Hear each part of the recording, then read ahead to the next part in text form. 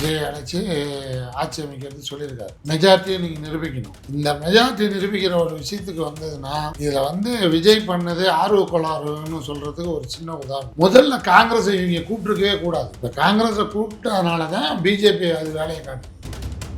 திமுகவும் அதிமுகவும் கூட்டு வச்சதுன்னா முடிஞ்சுது. ஏதாவது ஒரு திராவிட கட்சிகள் சாப்டர் க்ளோஸ். காங்கிரஸ் திமுகவிலிருந்து வெளியேறது எந்த வகையில் காங்கிரஸ்க்கு இழப்பா பார்த்து? காங்கிரஸ் தனிமைப்படுத்தப்பட்டு விட்டது மத்தியில். இதை ஒரு வகையில் பிஜேபிக்கு நல்லதுதான். சட்டம் ஒழுங்கு, போதைப் பொருள் நடமாட்டம், இவர் கட்டுப்பாடு பண்ணிட்டாருனாவே ஆட்சியை தக்க வச்சுக்கலாம். மீண்டும் விஜய் அவர்கள் ஆட்சிக்கு வருவார். இப்போ விஜய் தற்பொழுது ஆட்சி அமைப்பது தான் சரி, விஜய் ஆட்சி அமைக்க விடுங்க, ஆளுநருக்கு அந்த அதிகாரம் கிடையாது, நாங்கள் டிஸ்டர்ப் பண்ணல அப்படின்னு முழுக்க விஜய்க்காக ஆதரவு கொடுக்கறது எல்லாமே திமுக கூட்டணி கட்சிகள் தான். மதவாத சக்திகளுக்கு இடம் கொடுக்கக்கூடாது, அதனால விஜய்க்கு எதுன்னு சொல்லுவாங்க. விஜய்க்கு ஆதரவு கொடுக்கும். மனசுக்குள்ள வேற என்ன பண்ண முடியும்? திமுக குதிரை பேரம் பண்ண முடியாது. பண்ணுனா அதிமுக தான் பண்ணணும். கட்சியை உடைக்க முடியாது. இவங்க ரெண்டு பேரும் சேர்ந்து மந்திரி சபை யாராவது ஒருத்தர் அவுட்டு.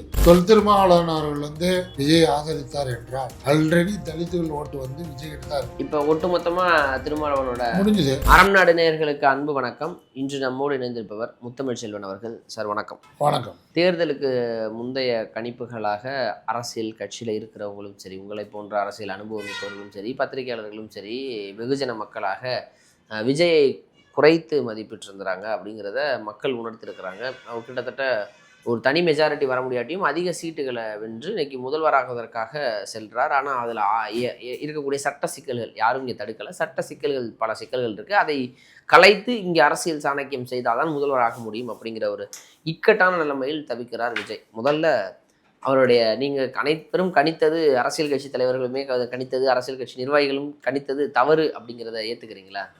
ஏற்றுக்கிறோம். மற்ற தலைவர் அளவுக்கு பேச வேண்டாம். தனிப்பட்ட முறையில் நான் கணித்தது விஜய் ஒன்றும் பெருசாலாம் இம்பேக்ட் ஏற்படுத்த மாட்டான்னு நினச்சோம். நம்ம நினச்சதை விட பல மடங்கு ஒரு பாதிப்பை ஏற்படுத்தியிருக்கார். இதில் ஆச்சரியம் திமுகவுக்கு மட்டும் இல்லை, டிவிகேவுக்கே ஆச்சரியம்தான், விஜய்க்கே ஆச்சரியம்தான். அதனால் அது கருத்து கணிப்போ மற்றபடி நான் சொன்னதெல்லாம் உண்மை. ஆனால் நீங்கள் லாஸ்ட்டாக நான் உங்கள்கிட்ட சொன்ன இன்டர்வியூவில் பார்த்துருக்கீங்கன்னா, ஆஃப்டர் எலெக்ஷனுக்கு, ஆஃப்டர் எக்ஸிட் போலுக்கு நீங்கள் என்கிட்ட கேட்டப்போ ஒன்று சொன்ன ஞாபகம் இருக்கா? சொல்லுங்க. நம்ம எதிர்பார்த்த மாரி இல்லை, விஜய்க்கு நிறையா ஓட்டு விழுந்திருக்கு சொன்னோம். யாரை கேட்டாலும் அவரு 1 கோடி ஓட்டு தாண்டுவாருன்னு சொல்லியிருக்கோம். ஆனால் இந்த அளவுக்கு வருவாருன்ட்டு நான் எதிர்பார்க்கல. அதனால் சொன்னது தவறு தான். சார், இப்போ எனிவே சார், இப்போ கரண்ட் செனாரியோக்கு வருவோம்.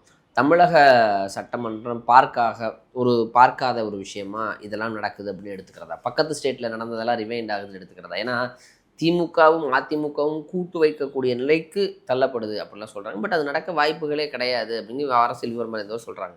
இது எப்படி புரிஞ்சுக்கிறது? திமுகவும் அதிமுகவும் கூட்டு வச்சதுன்னா முடிஞ்சுது. ஏதாவது ஒரு திராவிட கட்சிகள் சாப்டர் க்ளோஸ். அதை செய்வாங்களான்னு எனக்கு சொல்லலாம். யூகத்தில் எதை வேணாலும் ஒரு 2 நாள் பரபரப்புக்கு பேசலாம். இப்போ இந்த இன்டர்வியூ நான் கொடுத்துட்ருக்கிறப்ப கவர்னர் விஜய் அழைச்சிட்டார். இப்போ இந்த டைமு கூப்பிட்ருக்கார். விஜய் அழைச்சி ஆட்சி அமைக்கிறது சொல்லியிருக்காரு. மெஜாரிட்டியை நீங்கள் நிரூபிக்கணும். இந்த மெஜாரிட்டி நிரூபிக்கிற ஒரு விஷயத்துக்கு வந்ததுன்னா இதில் விஜய் பண்ணது ஆர்வ கோளாறுன்னு சொல்கிறதுக்கு ஒரு சின்ன உதாரணம். முதல்ல காங்கிரஸை இவங்க கூப்பிட்டுருக்கவே கூடாது. இப்போ காங்கிரஸை கூப்பிட்டதுனால தான் பிஜேபி அது வேலையை காட்டுது. நீங்கள் தமிழ்நாட்டில் வேணால் நம்ம சொல்லிக்கலாம்ல, அகில இந்திய லெவலில் காங்கிரஸுக்கு எதிரி யார்? பிஜேபி தான். அப்படி இருக்கிறப்ப கூப்பிட்ட உடனே இப்போ டாக்டர் அன்புமணி ராமதாஸ் அவர்களோ தயங்கிறதுக்கு அதான் காரணம். அன்புமணி ஏன் தயங்குவார், பிஜேபி மீறி ஏன் பண்ண மாட்டார்னு உலகத்துக்கே தெரியும். அது இன்னொன்று, கம்யூனிஸ்டுகளும் திருமாவளவன் போன்றவர்களும் ஆதரிக்கிறதுக்கான வாய்ப்புகள் உண்டு.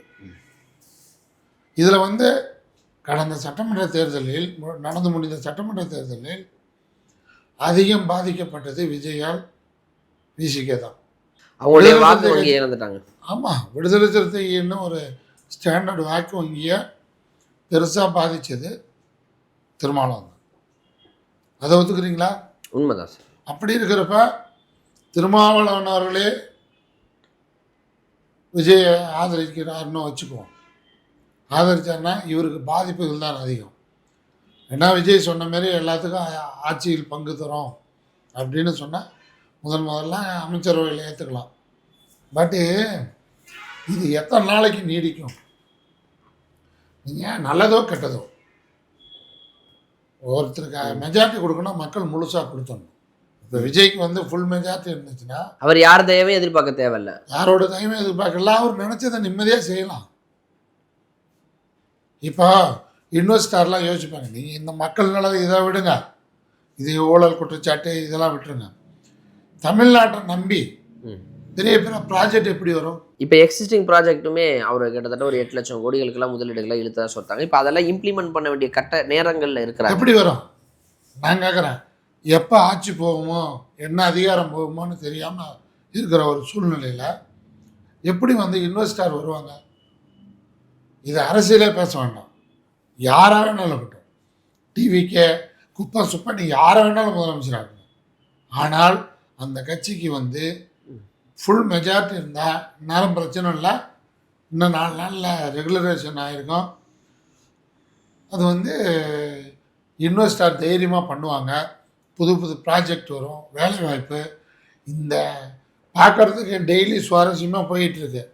விஜய் கவர்னர் மலைக்கு போனார், திருமாவளவன்கிட்ட பேசினார், அப்படி இப்படின்னு. ஆனால் இது ஒரிஜினல் ஃபேக்ட் வந்து ரொம்ப மோசம். ஆளுநர் என்ன மாதிரியான குடைச்சலை தருவாங்க, டெல்லி அரசியல் என்ன செய்யும் இப்படிங்கிற நிறைய சிந்தனைகள் இருக்குது. அப்போ அதெல்லாம் தெரிஞ்சுக்கிட்டு தான் விஜய் வரணுமாங்கிறது கேள்வி இல்லை. வந்ததற்கு பிறகு இவ்வளவு சிக்கல்கள் வரும். அப்போ முதலில் யாரை கூட்டணியில் சேர்ப்பது, யாரை கடைசியாக சேர்க்கணும், என்ன பேச்சுவார்த்தையில் ஈடுபடணும், எப்படி இந்த அரசை அடுத்த 5 ஆண்டுகளுக்கு நடத்துறது அப்படிங்கிற சிந்தனைகள் எல்லாம் விஜய்க்கு வருவதில் சில தவறுகள் நடந்திருக்கிறது அப்படின்னு அதை புரிஞ்சுக்கிறதா, இல்லை டெல்லி அரசியலில் விஜய் சற்று முகத்தை மாற்றினார், பாஜக அப்படிலேருந்து வெளியில் நழுக்க பார்க்குறாரு, அதனால் பாஜக விஜயை தன்வசப்படுத்துது அப்படிங்கிறத பார்க்குறதா, எப்படி புரிஞ்சுக்கிறது?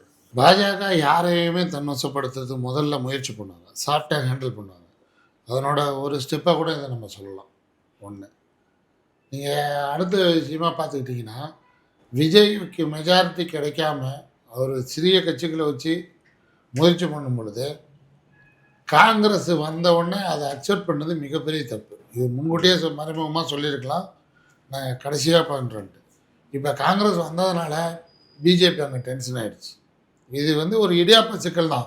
நீங்கள் சப்போஸ் கவர்மெண்ட்டே ஃபார்ம் பண்ணாலும் அழகாக பாருங்கள், எதிர்கட்சி தலைவர் திரு மு.க. ஸ்டாலின் அவர்கள் என்ன சொல்லிட்டாரு, நாங்கள் வந்து தாவேக்கு ஆட்சி அமைப்பதற்கு இடையூறாக இருக்க மாட்டோம். பெரிய மனுஷன் தான் அவர் நடந்துக்கிட்டார். திமுக கூட்டணி அவர்கள்லாம் சும்மா அது ஏதோ டைமுக்கு ஓதிட்டுருக்காங்க, கிளப்பி விட்டது தான். நிஜமானுங்க. அப்படிலாம் வந்து ஒரு தப்பு நடந்துச்சு என்றால் இவங்க எப்படியும் ஆட்சியை கண்டினியூ பண்ண மாட்டாங்க. விஜய் வந்து நீதி கேட்கறதுக்கு வசதியாக போயிருக்கோம், திரும்ப எலெக்ஷன் வர வச்சு 200 தொகுதி மேலே ஜெயிச்சிருவார். இப்போதைக்கு எடப்பாடியாருக்கும் மு.க. ஸ்டாலின் அவர்களுக்கும் மிக மிக நல்லது எதுனா விஜய் ஆட்சி அமைக்க விடணும். இல்லை, இப்போ ஆட்சி அமைக்க விட்டுட்டாங்க 2 பேரும், பாஜக விடலை. அப்போ இதை எதிர்த்து என்ன அரசியல் பண்ண போகிறீங்க? அவ்வளோதான். அவங்கவுங்க எம்எல்ஏவில் ஸ்டாண்டில் இருந்து அதுவாக ஆட்சி வர முடியாமல் போனால், மெஜாரிட்டி நிரூபிக்க முடியாமல் போனால் அது வேறு ஸ்டாண்டு. இல்லை சார், இப்போ ஸ்டேட்மெண்ட் பண்ணுங்கள், இப்போயாவது ஸ்டேட்மெண்ட் பண்ணுங்கள் அப்படிங்கிறத கேள்வி. இப்போ நீங்கள் ஆரம்பத்துலேருந்தே பாஜகவை எதிர்க்காமல் இருந்து இன்றைக்கி பாஜக பிடியில் இருக்கிறீங்களோங்கிற சில கேள்விகளை வைக்கிறாங்கல்ல. இப்போ ஆளுநருக்கு அந்த அதிகாரம் இல்லைன்னு கோர்ட்டுக்கு போகிறதா இருக்குது. இது போன்று தொடர்ந்து அரசியல் செய்ய வேண்டிய சூழலுக்கு விஜய் தள்ளப்படுவாரா? பாஜகவை எதிர்க்கணுமா? இதுக்கப்புறம் முழுவதுமாக எதிர்ப்பு மனநிலைக்கு போனால் மட்டும்தான் சஸ்டெயின் பண்ண முடியுமா விஜயால்? பாஜக வந்து இவருக்கு ஃபுல் மெஜாரிட்டி இருந்து நல்லா இருந்தால் எதிர்ப்பார்.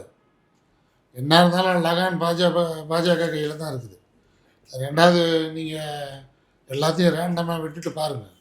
பாஜக ஆதிக்கம் செலுத்த பார்த்துச்சுன்னா விஜய்க்கு இந்த தடவை திராவிட முன்னேற்ற கழகம் ஓப்பனாக சொல்கிறேன் ஏமாற்றப்பட்டிருக்குது. சிறுபான்மையெல்லாம் திமுக ஓட்டு போடவே இல்லை, ஒத்துக்கணும். தலித், இஸ்லாமிய அமைப்பு போட்டது 3 பேர் சேர்ந்து ஆப்போசிட்டாங்க, விஜய் போட்டாங்க. அதான் பிரச்சனையே. இப்போ நீங்கள் சிறுபான்மையர்னா கிறிஸ்டியானிட்டி இதனால வந்து யாரும் கோச்சிட்டாலும் பிரச்சனை இல்லை. கிறிஸ்தவ அமைப்புகள் எல்லாமே சேர்ந்து விஜய்க்கு ஓட்டு போட்டுடுச்சு. ஆல்ரெடி திருமாவளவன் அவர்களுக்கு வந்து இது தெரிய இருந்துச்சு. பட்டியலின மக்களுடைய பெரும்பான்மையான கிராமப்புறங்களில் பெரும்பான்மையான மக்கள் விஜயை ஆதரிச்சிருக்காங்க. கட்டமைப்பே இல்லை விஜய்க்கு வந்து. இன்னும் வந்து 70% இடத்துல கட்டமைப்பே இல்லை. பூத்துகளில் ஆள் இல்லாமலே பூத்துகளில் 200 ஓட்டுகள் மேலே தான் வாங்கியிருக்காங்க. விசில் அடிச்சுட்டு போயிட்டாங்க. இது எதை காட்டுகிறது என்றால் தமிழ்நாட்டில் அறிவுஜீவிகள் அதிகம் இருக்கிறத காட்டுது. இன்னொன்று எடுத்துக்கலாம் சார். விஜய் வேட்பாளர் யாருன்னே தெரியாமல் விஜயின் முகத்திற்காக வாக்கு செலுத்தியிருக்காங்க. ஆமாங்க. இங்கே இந்த ஒரு விஷயத்தை நல்லா புரிஞ்சுங்க. மு.க. ஸ்டாலின் அவர்கள் ஓவர் நம்பிக்கையில் குளத்தூரில் வந்து இங்கெல்லாமா அப்படின்ட்டு விட்டார், வேலையை பார்த்து விட்டாங்க. சென்னையில் திமுகவில் உடன்பிறப்புகள் கொஞ்சம் ஓவராக ஆடிட்டாங்க. சென்னையில் இல்லாட்டினால எம்ஜிஆர் பீரியட்லேயே திமுக வந்து ஒரு நிலைப்பாட்டில் இருந்தது, ஒரு கௌரவமான இடத்த வந்துக்கிட்டே இருந்தது.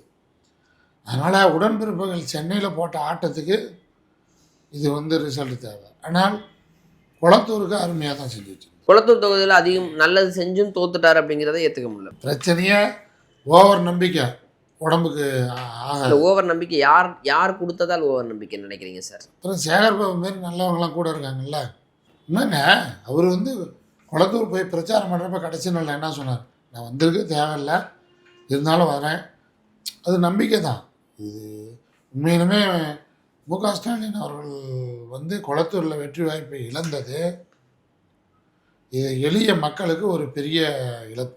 எந்தெந்த வகையிலெல்லாம் இழப்பாக பார்க்க முடியும்? ஏன்னா சட்டமன்றத்தில் ஒரு அரசியல் கட்சி மூத்த தலைவராக பார்க்கக்கூடிய ஸ்டாலின் அவர்கள் இல்லை அப்படின்னா அது எந்தெந்த வகையில் நல்ல நல்ல சைன் கிடையாதுன்னு பார்க்குறேன். நீங்கள் யாரை பண்ணீங்க? அடுத்தது உதயநிதி தான் இப்போ இது ஆகணும், அது வேறு வழி இல்லை. அங்கே விஜய் உதயநிதிக்கு சரிசமமான வயதுள்ள இவர் விஜய் வந்து முதலமைச்சராக இருக்கின்ற பொழுது எதிர்கட்சி தலைவருங்கிறது வந்து அமைச்சர் அந்தஸ்து, அது வந்து உதயநிதி தான் இருக்கணும். இல்லைன்னா திமுகவிலே உட்கட்சி பிரச்சனை வந்துச்சுன்னா பெரிய இஷ்யூ ஆகிடும். நீங்கள் வந்து லகான் வந்து அவங்க முன்னாள் முதலமைச்சரோட குடும்பத்து கையில் தான் இருக்கணும். அப்படி இருக்கும் பொழுது கலைஞர் அவர்கள், அம்மையார் ஜெயலலிதா அவர்கள், ஏன் எடப்பாடியார் ஸ்டாலின் அவர்கள் இருந்த அவையில் இருந்த சுவாரஸ்யம், ஒரு தெளிவான விளக்கம் இவங்ககிட்ட எதிர்பார்க்க முடியுமான்னு போக தான் தெரியும். புரியுது சார். சரிங்க சார். எனிவேஸ் இப்போ காங்கிரஸ் திமுகவிலிருந்து வெளியேறது எந்த வகையில் காங்கிரஸுக்கு இழப்பாக பார்க்குறீங்க? காங்கிரஸ் தனிமைப்படுத்தப்பட்டு விட்டது மத்தியில். இதை வந்து ஒரு வகையில் பிஜேபிக்கு நல்லது தான். எதனால் சொல்கிறீங்க? இப்போ இனிமேல் திமுக வந்து ஒரே ஸ்டாண்டில் இருக்கிறது வந்து நல்லதாக படலை. என்ன ஸ்டாண்ட் சார்? பாஜக நாங்கள் சிறுபான்மையர் நலன்னு சொல்லிட்டு ஏன் பிஜேபி தீர்ந்த சகாத கட்சியாக பார்க்குறேன்? வர பார்லிமெண்ட்டில் பிஜேபி கூட கூட்டணி வைங்க. எப்படி சார் அது பொருந்தாதல்லவா? தமிழ்நாட்டு மக்கள் இப்போ சொல்கிறாங்க. ஆனால் வந்து இந்த ஒரு விஷயத்தில் நல்லது நடந்திருக்கு. இஸ்லாமிய அமைப்புகள் தெளிவாக இருந்திருக்கு திமுக ஆதரவு. அது ஒன்று தான் யோசிக்கணும். கிறிஸ்துவ அமைப்புகள் சுத்தமாக திமுக கண்ட்ரோலில் இல்லை, திமுகவுக்கு செய்யலை. இந்த எலெக்ஷனை பொறுத்தளவுக்கு ஜோசப் விஜய் அந்த ஃபஸ்ட்டு ஜோசப்புக்கு தான் மக்கள் முக்கியத்துவம் கொடுத்தாங்க. திருச்சி 2லேயே பார்த்தோம். திருச்சி வந்து திமுக ஆட்சி இழந்தப்போ கூட 1-2 வந்து திமுக எம்எல்ஏகள் வந்த ஒரு தொகுதி. ஸ்டாலின் தோக்கிறப்ப ஏன் விஜய் தோக்க மாட்டாராண்ணா? அப்போ மக்கள் என்ன பண்ணியிருக்காங்க? சிறுபான்மையர் நலம்னா காங்கிரஸ் கலைஞர் மூச்சு இருக்கிறவரெல்லாம் சிறுபான்மையர் ஆதரிச்சார். 1967 பொது தேர்தலில் பிரிவினைக்கு வித்திட்ட கண்ணியமிகு காகிதம் இல்லத்தோட கூட்டணி வச்சுது திராவிட முன்னேற்ற கழகம். திமுக உருவாகின மெகா கூட்டணியில் முஸ்லீம் லீக் இருந்துச்சு. அப்படிலாம் இருந்தப்ப இப்போ வந்து ஒரு மாயை மாரி நடந்து போச்சு. இது வந்து காங்கிரஸ் என்ன இருக்குது? இல்லை அவங்க இழக்கிறதுக்கு ஒன்றும் இல்லை சார். இருந்தாலும் காங்கிரஸ் இந்த 15 வருடங்களில் உயிர்ப்போட இருப்பதற்கும் மத்தியில் ஒரு எதிர்கட்சியாக அந்தஸ்து பெறுவதற்கும் திமுக மிகப்பெரிய பங்குகள் ஆற்றிருக்கிறாங்க. அதை மறந்துட்டு இன்னைக்கு ராகுல் காந்தி தான் எங்களோட பிரதமர் வேட்பாளர்னு சொல்றதுக்கு காங்கிரஸே தயங்கினுச்சு. மல்லிகார்ஜுன கார்கேவே தயங்கினார். முதலில் அதை அறிவிச்சது மு.க.ஸ்டாலின் அவர்கள். அதான் அவ்வளவு இருந்த விஷயங்களை விட்டுட்டு முதல் கட்சியாக போய் நீங்க கூட்டணி போறதுதான் பிரச்சனையா? அது அது வந்து அதிகாரம் சுவைக்கிறதுக்கு காங்கிரஸ் எவ்வளோ மட்டமான வேலையை பார்க்குங்கிறதுக்கு இது உதாரணம். ராகுல் காந்தி எதனால் அழிஞ்சாரு? நீங்கள் பழைய வரலாறு எடுத்து பாருங்கள். அது குடும்ப ஜீனு, அது திருத்தவே முடியாது. எங்க அந்த காலத்துல இருந்தே காங்கிரஸோட ஜீனு, நேரு காலத்துல இருந்தே இந்திராகாந்தி என்ன பண்ணுச்சு? சரண் சிங் ஆதரிக்கணும்னு சொல்லிவிட்டு 40 நாளில் கவுத்துச்சு.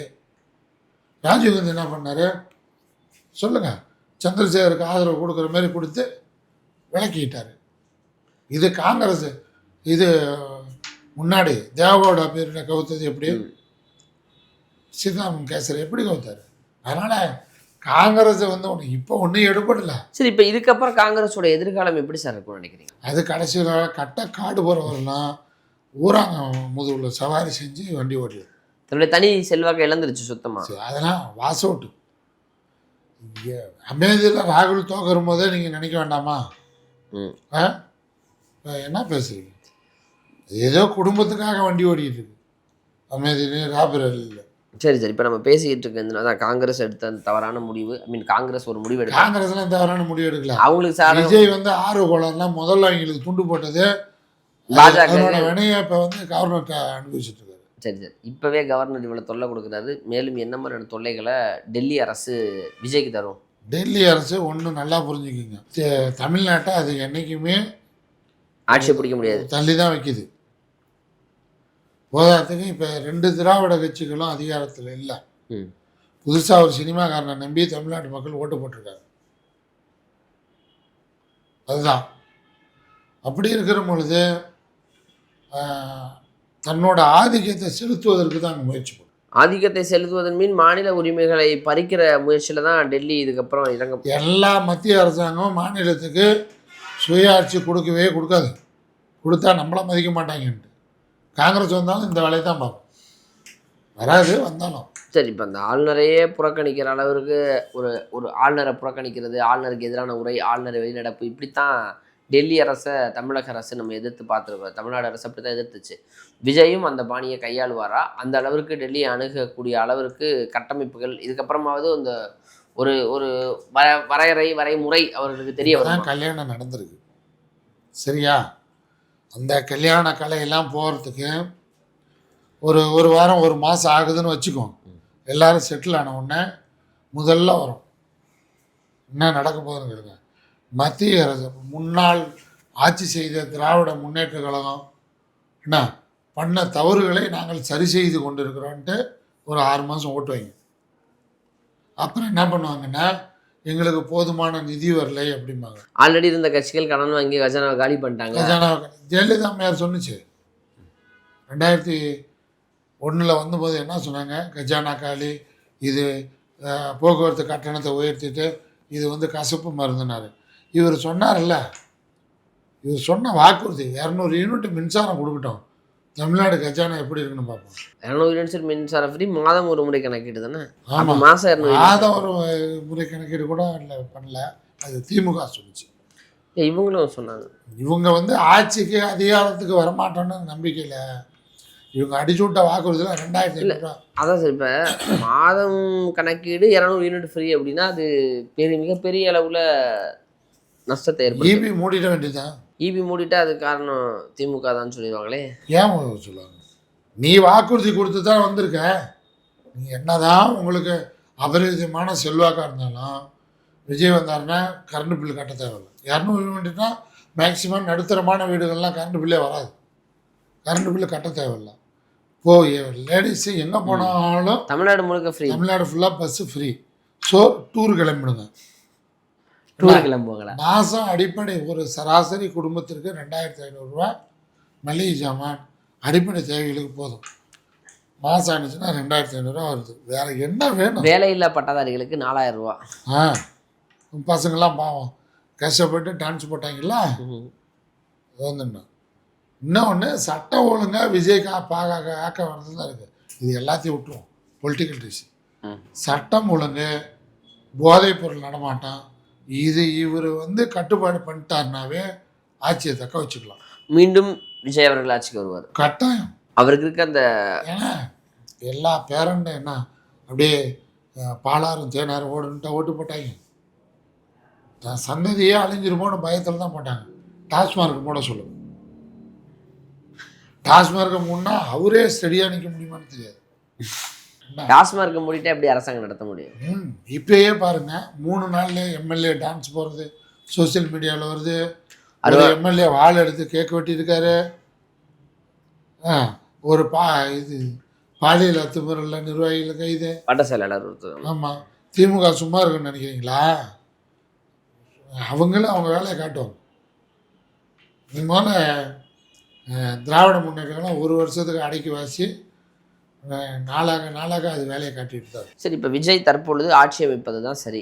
விஜய் ஆட்சி அமைக்க விடுங்க, ஆளுநருக்கு அந்த அதிகாரம் கிடையாது, நாங்கள் டிஸ்டர்ப் பண்ணல அப்படின்னு முழுக்க விஜய்க்காக ஆதரவு கொடுக்கறது எல்லாமே திமுகவும் திமுக கூட்டணி கட்சிகளும் தான். இதை எப்படி பார்க்குறீங்க? அதாவது வெளியே மேம்பாக்கா சொன்னால் நாங்கள் மதவாத சக்திகளுக்கு இடம் கொடுக்கக்கூடாது, அதனால் விஜய்க்கு எதுக்கணும்னு சொல்லுவாங்க. விஜய்க்கு ஆதரவு கொடுக்கணும்.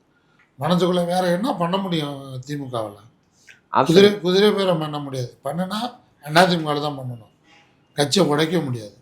இவங்க 2 பேரும் சேர்ந்து மந்திரி சபை அடித்தா யாராவது ஒருத்தர் அவுட்டு. அதேமாரி இது ஒரு இடியாப்ப சிக்கல் தான். தொல் திருமாவளவன் அவர்கள் விஜய் ஆதரித்தார் என்றால் ஆல்ரெடி தலித்துகள் ஓட்டு விஜய்கிட்ட தான் இருக்குது. இப்போ ஒட்டுமொத்தமாக திருமாவளவனோட முடிஞ்சுது. நீங்கள் அதுதான் நடக்கும். பிஎம்கேவாவது ஒரு ஆப்ஷன் இருந்துச்சு. காங்கிரஸ் வந்ததுக்கப்புறம் பிஎம்கே போகாது. பிஎம்கேக்கு அன்புமணிக்கு கேஸ் இருக்குது. டெல்லிருந்து ஃபோன் அமைதியாக பேக் அடிச்சிருவாரு. எங்கன்னா சத்தம்னா ஃபோனு அவுட் ஆஃப் கண்ட்ரோல். அதெல்லாம் தெரியும். அவர் ஐயா மருத்துவர் ஐயாவே சொல்லியிருக்காரு இவர் மேலே கேஸ் இருக்குது, அந்த விஷயங்கள்லாம். அதனால் இருக்கும். மேபி இப்போ கவர்மெண்ட் ஃபார்ம் பண்ணலை. இந்த கவர்மெண்ட் ஃபார்ம் பண்ணி 5 வருஷம் தொடருமான்ட்டு பெரிய கேள்விக்குறி. ஏன்னா திமுக மேக்சிமம் திமுகலாம் யாரும் அணி மாறுறதுக்கு வாய்ப்பு இல்லை. திமுக அணியும் மாற மாட்டாங்க, டிஸ்டர்பும் பண்ண மாட்டாங்க. விஜய் ஆட்சி அமைக்கட்டும், என்னதான் பண்றான்னு பார்ப்போம். கலைஞர் நீங்கள் ஒரு சின்ன ஞாபகம் இருக்கு. 87 எம்ஜிஆர் மறைவை ஒட்டி உடனடியாக ஜானகி முதலமைச்சராக அப்போ என்ன பண்ணுச்சு, மெஜாரிட்டியை நிரூபிக்க சொல்லி பார்த்தாங்க. ஜெயலலிதா அம்மையார் தலைமையில் ஒரு குரூப்பை போய் விருதுநகரில் நம்ம இப்போ திராவிட முன்னேற்ற கழகத்துக்கு KKS அவர் ஒரு குரூப்பை கடத்திட்டு வச்சு சட்டமன்றத்தில் பெரும்பான்மையை நிரூபிக்க. இதெல்லாம் அப்பவே நடந்திருக்கா சார்? அப்பவே நடந்திருக்கு. மாதிரி பல நடந்திருக்கு. அப்போ என்ன பண்ணாங்க, ஆரம்பிக்கிறப்ப ஜானகி அணியில் ஸ்ட்ராங்காக இருந்தது. ஒரு குறிப்பிட்ட லெவலுக்கு மேலே கலைஞர்கிட்டே ஆதரவு கேட்டாங்க. ஜானகி காங்கிரஸை ஆதரவு கேட்டாங்க. கலைஞரையே எங்களை ஆதரிங்க அப்படின்னாரு. கலைஞர் அப்போ பயங்கர புத்திசாலித்தனமாக ஒரு முடிவு எடுத்தார். நம்ம இவங்களை ஆதரித்தோம்னா நம்மளுடைய அரசியலுக்கு பெரிய இழப்பு ஏற்படும் அப்படின்ட்டு கலைஞரை பார்க்கலான்ட்டு கடைசியாக என்ன பண்ணாரு, நாங்கள் ஆதரிக்க முடியாது. இங்கேயும் அது மாதிரி தான். நீங்கள் பாமக சென்றால் இப்படியே விட்டுருவோம். பிஜேபி கண்டுக்கல. அந்த கூட்டணியில் திருமாவளவன் அவர்கள் இருப்பாரா? இருக்க மாட்டார். பிஎம்கே இருக்க இடத்துல அவர் இருக்க மாட்டார். அங்கே 4 இது என்றைக்காக இருந்தாலும் சிக்கல் தான். கம்யூனிஸ்ட் எல்லாம் சித்தாந்தம் பேசுகிறாங்க. அவங்களாம் என்ன விரும்புவாங்கன்னு தெரியல. பிஜேபிக்கு சப்போர்ட்டடாக தெரிஞ்சதுனாவே கம்யூனிஸ்ட் போகாது. எப்படி பார்த்தாலும் விஜய்க்கு பல முனையில் சூழ்ச்சிகள் கிடையாது, சிக்கல்கள் இருக்குது. அதை அவர் எந்த சூழ்ச்சிகளை கொண்டு முறியடிக்கிறாங்க. மக்கள் தான் இதில் பிரச்சனையே. என்னடாண்ணா அவர் வரணும்னு விரும்புனீங்க, மாற்றத்தை தனி மெஜாரிட்டி கொடுத்தோன்னுங்க. யாருக்குமே இப்படி உங்களுக்கு என்னமோ டிவி பார்க்குறப்ப நல்லா சுவாரஸ்யமாக தெரியலாம். ஆனால் அது எவ்வளோ பெரிய சிக்கலுக்கு வழிவகுக்கும். நிச்சயமா சார். கலைஞர் நீங்கள் ஒரு விஷயம், கூட்டணியில் என்ன சிக்கல்னு நான் சொல்கிறேன். இறுதியாக 2006 சட்டமன்ற தேர்தலில் திராவிட முன்னேற்ற கழகம் மைனாரிட்டி, பாட்டாளி மக்கள் கட்சி, காங்கிரஸ், கம்யூனிஸ்ட் இவங்களோட தயவில் தான் ஆட்சி நடந்துருந்துச்சு. கலைஞர் துணை நகர திட்டத்தை கொண்டுகிட்டு வந்தார். என்ன திட்டம்? துணை நகரம். சென்னைக்கு நெரிசல் அதிகமாக இருக்குன்னு இந்த குடுவாஞ்சேரி, திருப்பரூர் இந்த பகுதிகளை உள்ளடக்கி துணை நகரம் கொண்டு வந்தார். பாட்டாளி மக்கள் கட்சி கடுமையாக எதிர்த்தது. உண்ணாவிரதம், ஆர்ப்பாட்டம்னு டாக்டர் ராமதாஸ் வந்தார். முடிஞ்ச அளவுக்கு ராமதாஸை கன்வின்ஸ் பண்ணி பார்த்தாரு கலைஞர். என்னென்னமோலாம் சொல்லி பார்த்தார். முடியவே முடியாதுன்னு நின்னாங்க. வேறு வழி இல்லாமல் இவங்க துணை நகர திட்டத்தை கலைஞர் கைவிட்டார். அதனோட பாதிப்பை நாம் இப்போ அனுபவிச்சுட்ருக்கோம். இதெல்லாம் கூட்டணி ஆட்சிகளுடைய நிர்பந்தம். தனித்து முடிவெடுக்க முடியாத சூழலுக்கு தள்ளப்படுவோம். அதனால ப்ராஜெக்டுகள் அடிவாங்கும். மக்கள் மத்தியில் அது கெட்ட பெயரை ஏற்படுத்தும். நான் முழுசாக சொல்லி முடிக்கல. அது முடித்த உடனே இந்த திட்டத்தை வெளியிட்ட உடனே வெற்றி கொண்டாட்டம்னு கொண்டாட்டம் வந்துன்னா ராமதாசன் சொன்னார், இது வெற்றி கொண்டாட்டம் கிடையாது, நாம் கலைஞருக்கு பாராட்டு தெரிவித்து பாராட்டு விழா பண்ணார். கலைஞர் இல்லை பாராட்டுலாம் நீங்கள் கொடுத்த வரலும் போது நான் விழா வேணாம் ஒன்று வேணான்னு டாக்டர் என்கிட்ட சொல்லிட்டார். இது நடந்த வரலாறு. இன்றைய இருக்கிற தலைமுறையில் தெரிஞ்சு கொள்ளுங்கள். 2006 கவர்மெண்ட்டில் இப்படி ஒரு கூத்து நடந்துச்சு. காங்கிரஸ் அதை வச்சே மிரட்டி திராவிட முன்னேற்ற கழகம் ஆளுங்கட்சியாக இருந்தப்பவே கனிமொழியை தூக்கி உள்ளுக்கு வச்சாங்க, ஆராசாவை தூக்கி உள்ளுக்கு வச்சாங்க, மிரட்டி சீட்டு வாங்கினாங்க. எவ்வளோ கூத்து நடந்துச்சு. இதெல்லாம் வந்து ஒரு மைனாரிட்டி அரசாங்கத்தினுடைய பாதிப்புகள்ங்கிறது வந்து மிகப்பெரியது. புரியுது. இதெல்லாம் விஜய் வந்தாருன்னா கூட நீங்கள் தமிழ்நாட்டுக்கு 1 லட்சம் கோடின்னு ஒரு செமிகண்டக்டர் தொழிற்சாலையே பண்ணுறான். ஒரு இன்டர்நேஷ்னல்லேருந்து வருது. எந்த தைரியத்தில் வருவோம்? ஆட்சி எப்போனாலும் கவிழும். ஆட்சியாளர்லேருந்து நமக்கு பெரிதளவில் சப்போர்ட் இருக்குமான்னு தெரியல. ஆமாம், பதட்டமான சூழல். இப்போ அந்த பணம் போட்டால் வருமாங்கிற கூட சோசியல் மீடியாவை நம்பி தானே நீங்கள் விஜய்க்காக ஓட்டு போட்டீங்க யங்ஸ்டர்ஸ்லாம். அண்ணா தளபதின்னு சோசியல் மீடியாவில் இப்போ வந்துருக்கிறது என்ன? போலீஸ்காரன் ஒருமையில் பேசுகிறாங்க. பெண்கள் தாய் குலத்தெல்லாம் குறையே சொல்லிட முடியாது. போலீஸ்காரங்களை ஒருமையாக பேசுகிறாங்க. அப்புறம் அவங்க கட்சிக்காரங்க. இதை வந்து முதல்ல விஜய் வந்து தான் கட்சிக்காரங்களை கண்ட்ரோல் பண்ண முடியுமா? இவர் முதல்ல வந்து மேலே கத்தியை பார்த்துக்கிட்டு கத்தியை பார்க்குறதா ஆட்சியை பார்க்குறதா? இந்த அரசாங்கத்தை பாதுகாக்கிறது இல்லையா? அவருக்கு டைம் சரியாக இதை நினைத்து பயப்படுவது இது சரி செய்யறதுக்குமே நாட்கள் சரியாக இருக்கும் பொழுது திரும்ப ஆட்சிக்கு வந்து விஜயே மெஜாரிட்டியாக வந்தாலும் சந்தோஷம் தான்ப்பா. ஒரு சராசரி ஒரு பொதுமக்களாக ஒரு குடிமகனாக சொல்கிறது என்னடானா, விஜயை அரவிந்த் கெஜ்ரிவால் மாரி என் மைனாரிட்டி இல்லை நான் ரிசைன் பண்ணுறேன், என்னால் கவர்மெண்ட் ஃபார்ம் பண்ண முடியல அப்படின்ட்டு திரும்ப ஆட்சிக்கு வந்துன்னா உடனடியாக ஆட்சியை கழிச்சிட்டு வந்தாருன்னா அவர் வருவதற்கு வாய்ப்பு உண்டு. கட்டாயம் பூரண மெஜாரிட்டி வருவதற்கு வாய்ப்பு உண்டு. உண்மையிலுமே நீங்கள் ஒரு திராவிட கட்சி ஒழிக்கணும்னா திரும்ப எலெக்ஷன் உடனே வரும். புரியுது சார். இப்போ இது எல்லாமே டெல்லியில் அமித்ஷா போடக்கூடிய கணக்கு. அமித்ஷா போடுறாரு, மோடி போடுறாரு. இந்த உனக்கு எங்கே போச்சு? அவன் டெல்லிக்காரங்க முடிவு பண்ணிட்டாங்க, தமிழ்நாட்டில் நீ என்ன போனாலும் தாமரை, இந்த தாமரை படர் தாமரை எல்லாத்துக்கும் வந்தாலும் வருமா வழியா, இந்த தாமரை மலர்வதற்கான வாய்ப்புகள் கம்மி. அப்படி இருக்கப்போ அவங்க நான் ஏன் அவனை செய்யணும்? பேன் இந்தியாவை நீங்கள் கொண்டுட்டு வரணும்னு ஆசைப்படுறீங்க, அது தப்பு இல்லை. வெஸ்ட் பெங்காலில் அவங்களோட மிகப்பெரிய ப்ராஜெக்டை வெஸ்ட் பெங்காலில் சக்ஸஸ் பண்ணிட்டாங்க. இப்போ அடுத்த டார்கெட் தமிழ்நாடு தான், சவுத் இந்தியா தான். ஸோ அந்த வகையில் டெல்லி அரசியல் காய் நகர்த்திட்டு இருக்கிறாங்க. பதவி இருக்க விஜய் மீண்டும் அழைப்பு விடுத்தது போல் ஒரு செய்தி இப்போ வந்துட்டு இருக்கு சார். என்ன நடக்குங்கிறத நம்ம பொறுத்து பார்ப்போம். விஜய் அவர்கள் பதவி ஏற்றாலும் இவ்வளவு சிக்கல்கள் இருக்குது. இதெல்லாம் கலைந்து அவர் ஆட்சி நடத்துவது, முழுமையான ஆட்சி நடத்துவது. எத்தனை நாளைக்கு இன்ஸ்டாவிலையும் இதுலேயும் ரீல்ஸ் போட்டுக்கிட்டு வண்டி ஓட்டுவீங்க? அதான் மக்களுக்கு செய்யணும்பா. ஒரு விஷயம் புரிஞ்சுக்கோ, நடுநிலைமையோடு தான் நான் பேசுகிறேன், மற்றவங்களாம் எப்படியோ தெரியாது. மக்களுக்கு செய்யணும். நீங்கள் ஒரு விஷயம் அட்லீஸ்ட் நீங்கள் கொடுத்த வாக்குறுதியை நம்பியோ பாதி பேர் உனக்கு ஓட்டு போட்டிருப்போம். நீங்கள் முதலமைச்சர் ஆகணுன்றதை விட உங்களுடைய வாக்குறுதியை நம்பி பாதி பேர் ஓட்டு போட்டிருப்போம். ப்ளஸ் மைனாரிட்டி, நீங்கள் மைனாரிட்டி மக்களையே பாதுகாக்கிறதுக்கு சட்டம் கொண்டு வந்தீங்கன்னா திமுக பாதி அழிஞ்சதுக்கு அதுவும் ஒரு காரணம். சிறுபான்மையினர் நலம்னு இந்துக்களுடைய முக்கியமான பிரச்சனைலாம் கை வச்சது, திருப்பரங்குன்ற இஷ்யூ, அந்த இஷ்யூ இன்னும் அப்படியே தானே இருக்கா இல்லையா?